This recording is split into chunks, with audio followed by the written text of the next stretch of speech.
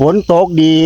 สีผ้าลงทงหน้าก่อนเด้อนี่ก็ลิ้นอยู่เด้นี่สีผ้ารอจักบาทเกินบรรยากาศย่ำมื้อแรงพี่น้องฝนลินปล่อยๆนะครับโทรศัพท์ไม่หวั่นเลยถ้าไม่มีฟ้านะครับกระทายพี่น้องเบิ่งบรรยากาศย่ำมื้อแรงนะครับท้องฟ้าย่ำมื้อแรงก็เป็นจังซี่เอาเป็นยังบอกข่อยเบิ่งท้องฟ้าบ้านข่อยก็มีอันนั้นมันบ้านเจ้าอันนี้มันบ้านข่อยเนาะพี่น้องย่างพาปลาข้ามาอุ้ยพี่น้องหยางามรอหาแมงดาเสน่ห์แต่ว่าเครื่องเก็บผักบุ้งใส่กระตาแล้วก็มีพุ่นโอใส่คู่พุ่นผักบุ้งหลายครับพี่น้อง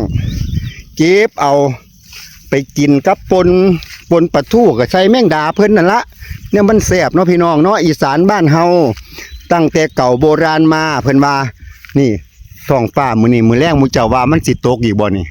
เขาว่าวันที่23พอวันที่27นี่พายุฝนหนักพุ่นนะหนักส่ำใดก็ท่ารุ่นพี่น้องนี่ปกติให้นี่สิหวานแล้วเด้แต่ว่ามันหวานไม่ได้ครับ